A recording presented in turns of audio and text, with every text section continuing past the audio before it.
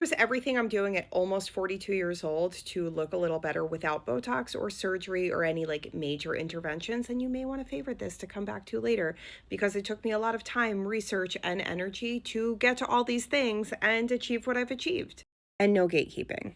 First thing, and I've talked about this before, I do not use over-the-counter retinoids. I don't think they work as well as tretinoin. Now, a lot of people think tretinoin is very expensive, and in the past it was, but it's actually very easy to get now. If you want help getting it for very cheap, I will point you to another one of my videos, and it's really easy and will come right to your door. You do not have to wait a long period of time to get an appointment with your doctor, and you don't have to pay like a $50 or $75 copay. It is cheap now. And despite what a lot of marketing claims will tell you about like over-the-counter retinoids, they're just not as good as tretinoin. Tretinoin will thicken your skin, which thins as we age. So like fine lines and wrinkles, some of them come from our skin just thinning. So the tretinoin is going to thicken your skin just a little bit like when we were younger. And it'll also do all sorts of other things like reduce a little bit of hyperpigmentation, reduce the incidence of acne, like all sorts of good things. It is wonderful. Go look into that separately. This one's going to be controversial. I wash my face with a very good quality cleanser at night. In the morning, I usually just like wet washcloth, no cleanser because it dries the skin and damages the barrier. And I'm already using tretinoin, which compromises the barrier. I also use really good quality barrier creams. If you want to get into that, I can talk about that later. That is not an expensive thing. That's a good quality barrier cream, does not have to cost a bunch of money. I don't care who is trying to sell you one for $100 or $200 or $300. Never worth it. Almost never worth it. Okay, one time a year, I do not a full series. I do a partial series of Clear and Brilliant. That is a laser. I think it is an excellent laser. Some people go for full fractional lasers, CO2 lasers, whatever.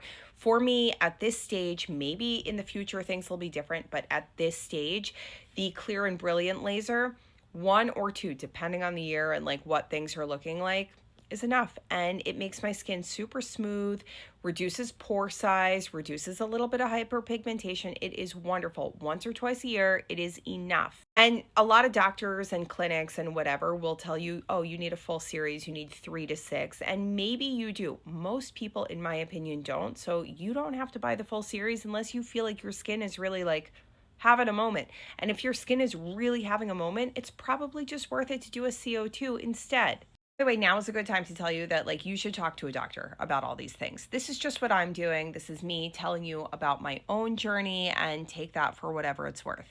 Oh, let's go back to that tretinoin. I mix a tiny amount of it into body cream and I get that on my neck, my décolleté, shoulders, wherever else the sun has kind of done me dirty. I put a little bit there and that has done wonders. Let's talk dietary things. A lot of fiber. Fiber is important. It is my opinion that constipation and slow motility and all of those things will really wreak havoc on your skin and your beauty in general. And like, I'm not trying to mess with that. Aside from the fact that like looking and feeling bloated just doesn't make you feel beautiful. It just doesn't feel good. And obviously dates, avocados, pears, apples, all of that stuff. Salad. It's wonderful. Nuts. Great, loads of fiber. But if you can't do that, you can do fiber supplements, no problem. Every single time I eat, breakfast, lunch, dinner, snacks, whatever, I make sure I get in 5 to 10 minutes of walking. Now that could be like literally just going across a parking lot if I've gone out for dinner with friends. It could be, you know, after breakfast, taking my dog for a quick walk down the street, whatever it is. You do not need like a full workout. It just regulates your blood sugar, and keeping blood sugar in check, in my experience, makes your skin way better. A fish oil supplement, if you want me to talk about which one, I will happily do that, but it is kind of a moderate one. It is shellfish free. It is based on fish only. I choose the moderate one because it does not give me fishy burps. I have noticed like after several weeks of using it, it really like improves skin moisture. It's made my hair quality better, everything, nails, all of it. You know, as we age, everything tends to dry out. I hate saying that, but like it is what it is. And that has really helped. On that note, we should probably talk about supplements and health things. So at this age, I am on HRT. HRT has been absolute pure magic for me. I cannot stress enough. Like if you're in your 30s and beyond, And really, every woman in her 30s should be considering this. I'm not saying you're in perimenopause. I'm just saying you're inching towards it if you're in your 30s, because most girls, by the time they're in their mid 30s, are already beginning to feel symptoms.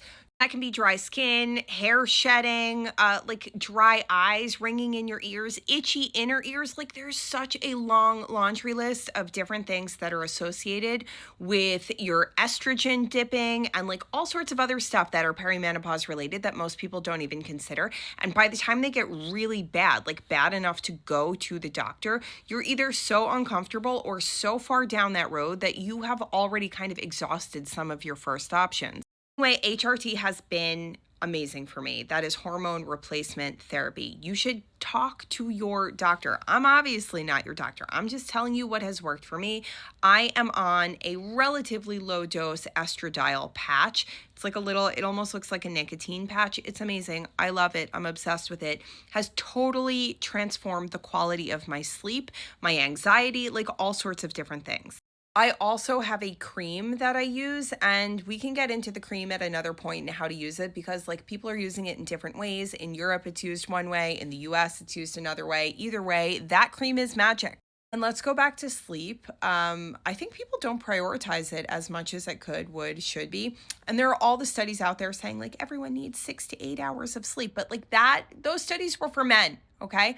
I believe very strongly that if you are a woman, you are doing a disservice to your body and your spirit if you're getting less than 7 or 8 hours a night, and ideally more like 9. And just from my own personal experience, better sleep means better immune response, better mood, better skin, better everything.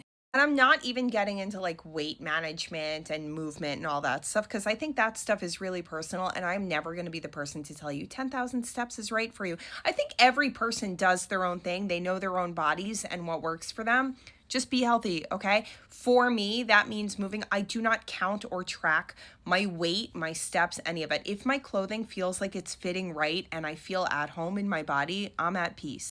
This is also a good time for me to tell you I'm going to put all this stuff in my next free weekly newsletter. That information is right here. But also, we should be having these conversations as women with each other, because without the exchange of information, we can't all grow. And our mothers either didn't have the information or didn't feel comfortable sharing it with us. So we're all at this like weird point in history where we have access to each other and we should be sharing the information. Okay, let's talk about makeup now. I don't like to wear a lot of it. I feel like wearing heavy makeup ages me a lot. I was never like a big makeup person. Like I love makeup. I love wearing it, but small amounts, because I feel like beyond that, it settles in the fine lines and creases. And if I go for anything like a little too wild, I look like a clown. Also on that note, powders do not work for me at this point in time, and none of my friends, okay? Like there is not a single one of my friends who are in their late 30s to mid 40s who looks good in powder. Maybe you do.